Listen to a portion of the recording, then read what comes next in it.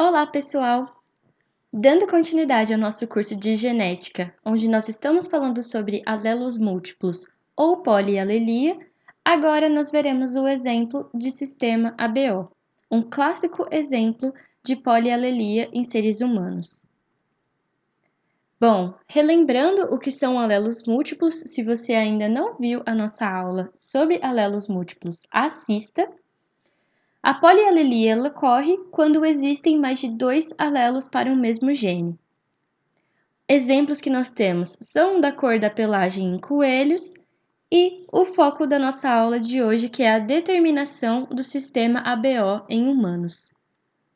É o caso mais conhecido de alelos múltiplos na espécie humana. No passado, quando não havia conhecimento sobre genética, vários casos de transfusão sanguínea geraram óbitos. Mas por que isso acontecia? Por que ao realizarmos transfusão, se o sangue ele é um fluido onde nós vemos que ele é semelhante entre si, não existe muita diferença visível nele, por que a gente tinha óbito quando realizavam essas transfusões sanguíneas? Bom, primeiro porque a transfusão sanguínea entre indivíduos não compatíveis geram reações imunológicas do tipo antígeno-anticorpo, e isso causa uma aglomeração de células em vasos sanguíneos, fazendo com que estes sejam obstruídos. Mas o que nós sabemos hoje? O que mudou a partir do conhecimento da genética? Mudou que hoje sabemos que temos 4 tipos sanguíneos, ou seja, fenótipos, que é o A, o B, o AB e o O. Eles são classificados de acordo com presença ou ausência de tipos de glicoproteínas nas membranas das hemácias. Essas glicoproteínas nós chamamos de aglutinogênios. Também temos as aglutininas, que são anticorpos do sistema BO e estarão presentes no plasma das hemácias. Indivíduos de fenótipo A têm aglutinogênio A em suas hemácias e aglutinina anti-B em seu plasma. Indivíduos de fenótipo B têm aglutinogênio B em suas hemácias e, consequentemente, aglutinina anti-A em seu plasma. Indivíduos de fenótipo AB possuem os 2 aglutinogênios em suas hemácias, porém não possuem nenhuma das aglutininas em seu interior, justamente porque eles apresentarão o A e o B nas hemácias, então não tem por que ter um anticorpo lá dentro. E os indivíduos de fenótipo do grupo O têm ausência de aglutinogênio em suas hemácias, ou seja, eles não vão apresentar nem A nem B, e possuem as 2 aglutininas no plasma, ou seja, os 2 anticorpos estarão presentes. Pensando na herança dos grupos sanguíneos, nós temos 2 tipos de relação entre os alelos que vão determinar o tipo sanguíneo. Nós temos a relação de dominância e relação de codominância. Nós já vimos como que essas dominâncias elas acontecem. A produção de aglutinogênios A e B é determinada pelos genes Iazão e Ibzão. O alelo I condiciona a não produção de aglutinogênios. Então, entre os genes Iazão e Ibzão há uma codominância, ou seja, eles dominam da mesma forma. Quando eles aparecerem juntos, os 2 serão expressos. E cada um deles domina o gene Izinho, que seria o gene recessivo. Então, o Iazão domina em relação ao Izinho e o Ibzão domina em relação ao Izinho.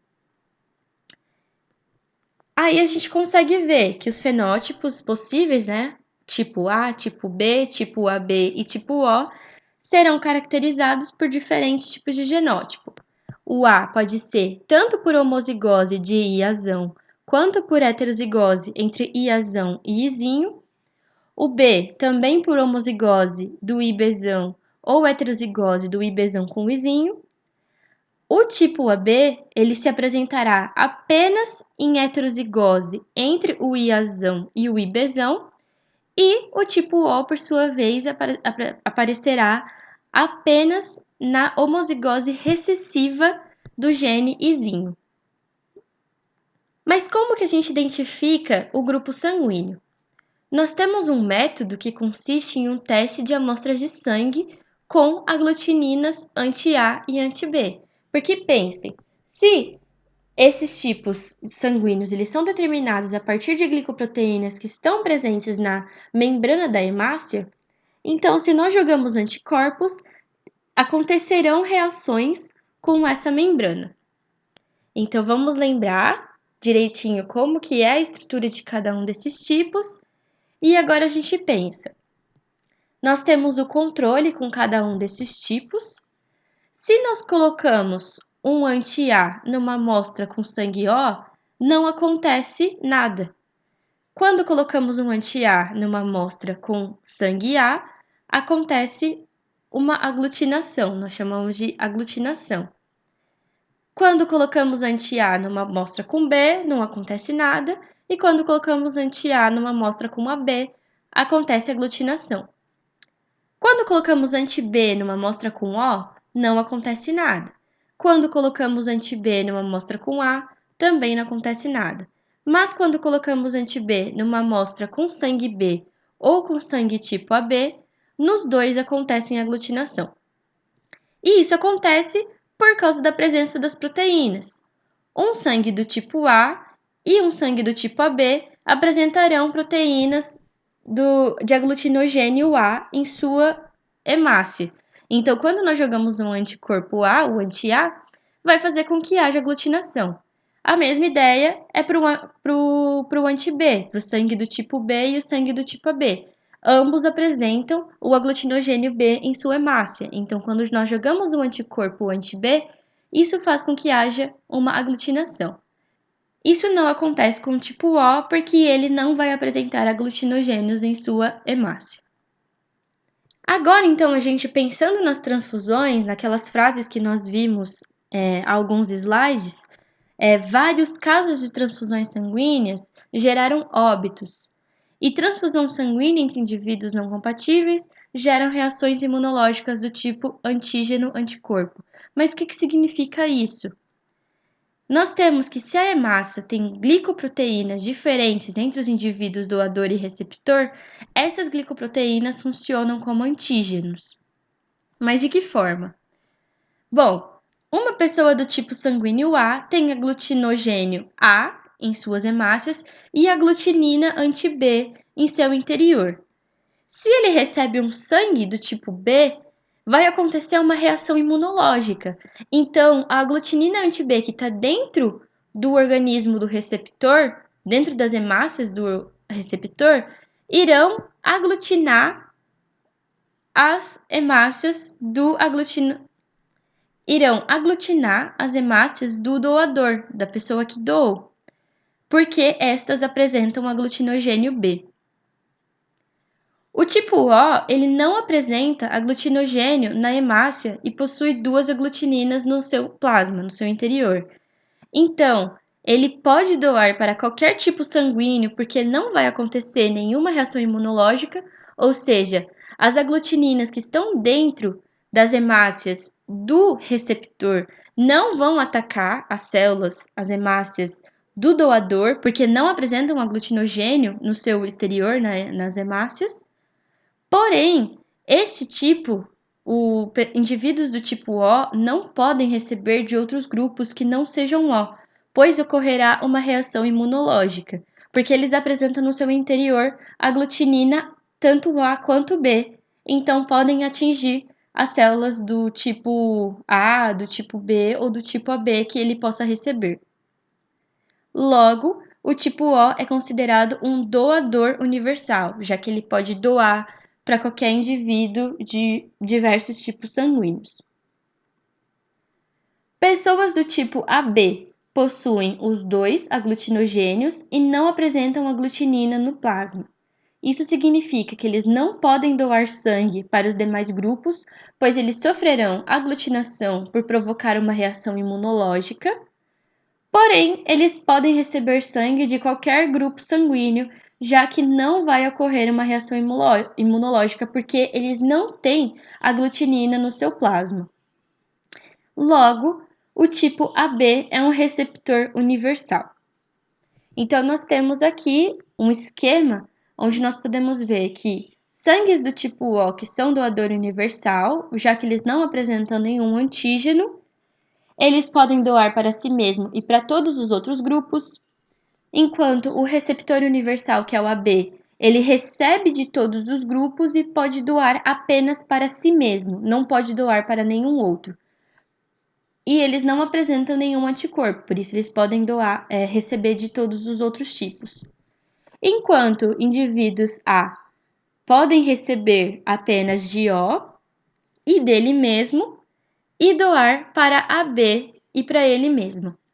E indivíduos do tipo B podem receber de indivíduos do tipo O e de si mesmo, do mesmo tipo que ele, e podem doar apenas para si mesmo, né, para indivíduos com o mesmo tipo sanguíneo ou para indivíduos do tipo AB. O fenótipo Bombai, ele foi descoberto em uma cidade de mesmo nome, que também pode ser pronunciada como Mumbai, que é uma cidade da Índia. Nós temos que esse fenótipo ocorre quando indivíduos com genótipo dos grupos sanguíneos A, B e AB expressam o fenótipo do grupo sanguíneo O. Vamos entender como que acontece. Nós temos um alelo Hzão que produz uma enzima, que é a enzima Hzão, que transforma uma substância precursora em antígeno Hzão, que por sua vez é transformado em antígeno A ou B por ação, respectivamente, de enzimas sintetizadas sob o comando dos alelos Iazão ou Ibzão. Então, nós temos genótipos possíveis como Hzão, Hzão ou Hzão, Hzinho, que vão produzir esse antígeno Hzão, mas nós também temos o genótipo Hzinho, Hzinho, onde não haverá a produção do antígeno Hzão, e então não será produzido o antígeno Azão e nem o Bzão.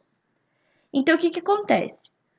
Se o indivíduo ele tem um genótipo Hzão, Hzão ou Hzão, Hzinho e Iazão, Iazão ou Iazão, Iazinho, ele será do tipo A.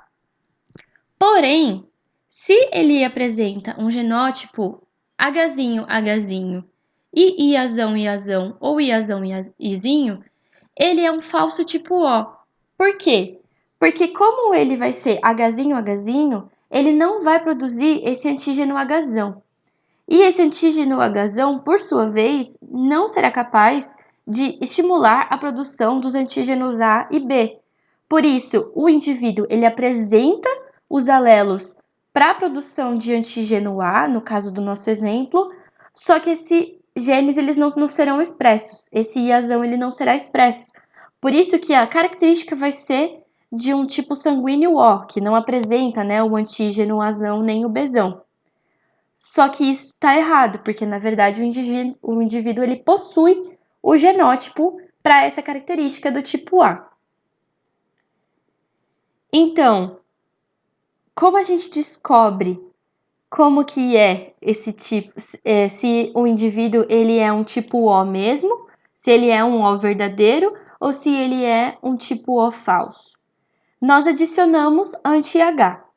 Se aglutinar significa que existe o antígeno Hzão na hemácia, ou seja, se existe o antígeno Hzão e não foi produzido o antígeno A ou o antígeno B, então significa que realmente esse indivíduo ele é um do tipo O verdadeiro, porque o gene dele é Izinho, já que existe a presença desse antígeno Hzão.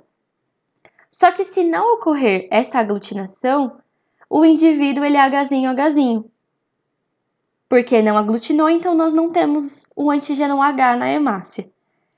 Então isso significa que o indivíduo ele pode ser um falso O. Então a gente precisa analisar se o indivíduo ele de fato também é recessivo para o tipo O, se fosse expresso o antígeno Hzão, se ele seria um tipo O verdadeiro mesmo, mas no caso, como o indivíduo ele é um Hzinho, existe uma grande chance dele ser um falso O. Com isso, nós encerramos a nossa aula sobre o sistema ABO. Nos vemos na próxima aula.